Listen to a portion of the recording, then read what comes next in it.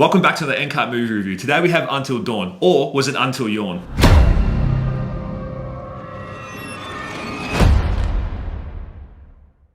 Now obviously the name Until Dawn, you know that this is a video game adaptation. This is always risky waters for film companies to make a video game adaptation. It hasn't been done very well before. I mean, you could probably count on one hand how many ones have actually worked. When you consider how many good games have come out, it's just terrible numbers. Now, Sony owns Until Dawn. It is their game. It was essentially the PS4 launch game, I believe, actually, when the PS4 first came out. So they don't really care because they've probably already made their money back tenfold on this game. And this was also just an excuse for them to re-release the game again on PS5. Yeah. But it's still $80. Exactly. Go watch the movie and then definitely go buy the game. That was their whole marketing scheme. And it's still $80, which is an absolute rip-off. But anyway, considering the game was not updated whatsoever, but that's another review that we're going to get into later. Yeah, literally. You're goddamn right. The movie opens up with Clover and her friends, and they're essentially on the trail trying to find her sister that went missing. Somewhat similar to the Until Dawn game, where Rami Malek's character invites all his friends to the lodge to essentially grieve for his sisters who died at the lodge the year before.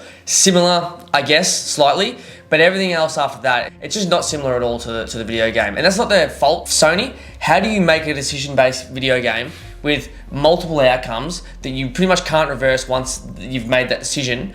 How do you make that into a movie that's cohesive on the screens? Impossible. What they should do is make the cinemas interactive, and we can choose the goddamn VR. Options. That would be sick. 4D or something like that. That was the beauty of the game. You made decisions for 6 or 7 characters. You wanted to try and keep them all alive, which is nearly impossible. You're trying your hardest, and then when someone dies, you're like, oh crap. The shock of like, what decisions did I make wrong to make that person die?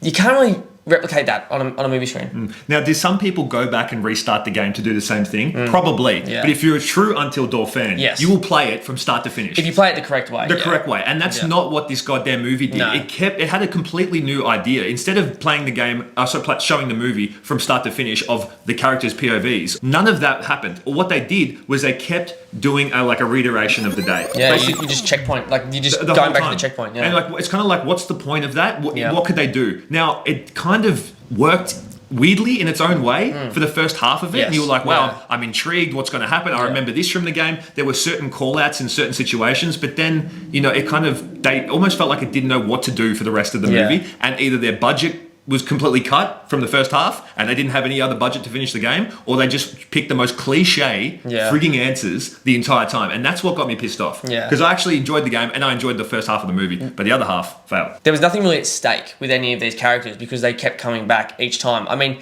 they had a mutation that was sort of taking over them, the Wendigo. They were turning into Wendigos, but it didn't really feel like they were ever going to actually turn into one at all during the movie. And that sort of takes away from the thriller side that the video game did so well, because you just wanted to do everything you could in the game to, like we said, make sure everyone survived. What they could have done, a few things like, maybe one night when it restarted and they came back to their checkpoint, someone didn't come back. Then it would have felt like there was more at stake, but no, just nothing felt like it was at stake. And then it just divulged into Happy Death Day 5, or just another slasher film that is coming out every now from A24 or Blumhouse or whoever the fuck's doing them all these days. Exactly. And the only character that did feel like it was on the line initially for the first bit was Megan's character, played by Ji Young Yu, and she was the only one going through something, and you actually didn't know if she was going to come back initially. Yeah. But then once you realise that the day starts again, once the counter goes down, the timer goes down, then you just thought, okay, well, she's kind of come back. Yeah. There's nothing really there. So they did obviously have that idea, and then they just kind of threw it in the toilet after a little bit, which I thought that was so silly to do, because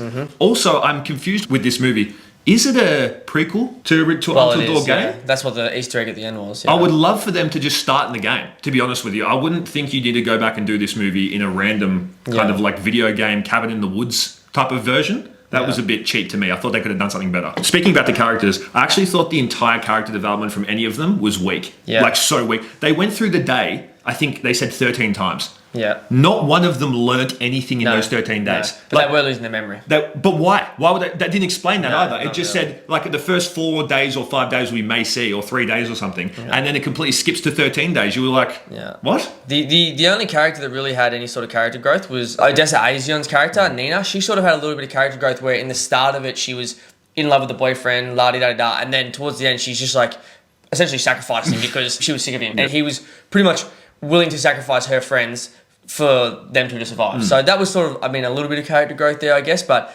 yeah, everybody else, not really. They made, like, once again, just so stupid of a decision the entire time. And it's like, if you're playing the game, you're not going to make these decisions. No. Not all the time. And that's what it felt like to me. Yeah. All the time they were doing the decision. Stop going to cliche. Not everyone does that. And half the movie is Clover just getting dragged away.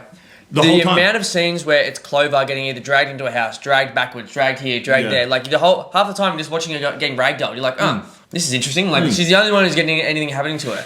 Now, some things that this movie did good. It wasn't all bad. Some of the death montages that they had where they skipped from day 7 to day 13 or whatever, pretty cool. It was a quick montage of, like, different ways they'd been killed over that time. I thought that was really cool. Almost like Cabin in the Woods in a way, where I thought that was interesting and a good way to further on the plot so that, you know, now they're at day 13, everything's bad because they're not going to be able to survive the next day. They don't come back the next day.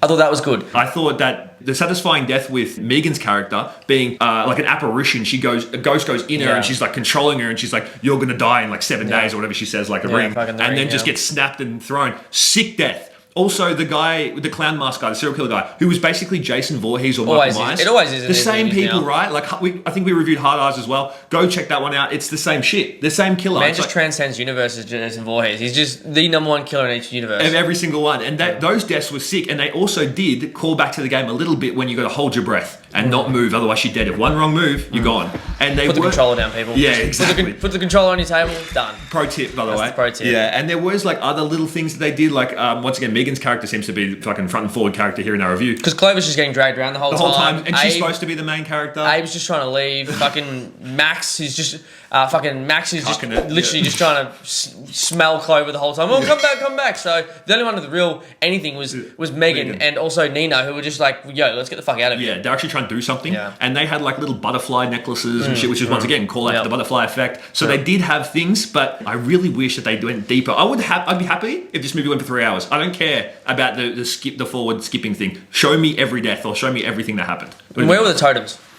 That's where was the flashback? You know, where was the totem that, you know, shows me the decision not to make, you know, they could have done a few more shout outs and Easter eggs. I think that's where they sort of missed a trick, but who knows? When you get to the end of the movie, there's a post-credit scene, and obviously it's preluding to the game where they're pulling up to the cabin in the snow. So maybe this was all just for that, which it probably was, but still.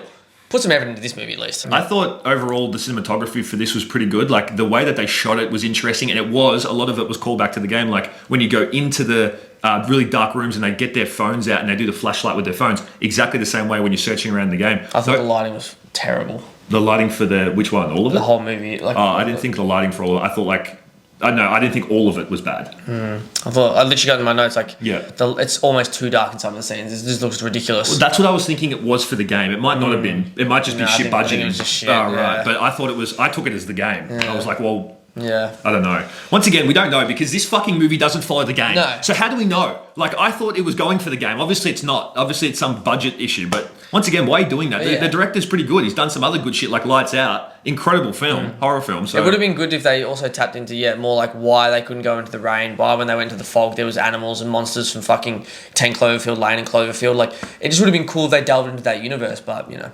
Yeah, what can you do? Everything's just service level with movies nowadays, so it is what it is. And funnily enough, I thought as a whole in this movie, I enjoyed it, but it's so stupid that that's why I liked it. It's not a good movie. You know what I mean? Like, once again, I'll mention it one more time. Doom is a shit movie, but I like these shit movies. It's like fun. That's why I like it, but... Yeah. So as always, guys, we give these movies a rating, and I reckon I'm going to rate this as 60% maybe. Can't say the same shit, just ditto the whole thing of what I said. Yeah. Yeah, 60%. I think it's probably like a 40, 30. It's like you watch it once and you'll never watch it ever again, and it'll just fade away into the universe of slasher horror films that are just being pumped out left, right, and centre nowadays. So play the game. See, I would watch this like on repeat. And I'm just don't know why, bro. I just would. I just liked it. Fair. Play the game. Yeah, play the game. That's for sure. Play the game. Anyway, guys, don't forget to leave a like and subscribe. Once again, trying to hit 1,000. I'll keep saying it. Gone up 4 since the last 4 times we've said that. Let's go. If you can do a 5 this time, guys, we'll really appreciate the shit out of it. Question of the day: what's your favourite decision-based making game? Like Until Dawn. For me, it'd probably be Detroit Become Human. I love that one.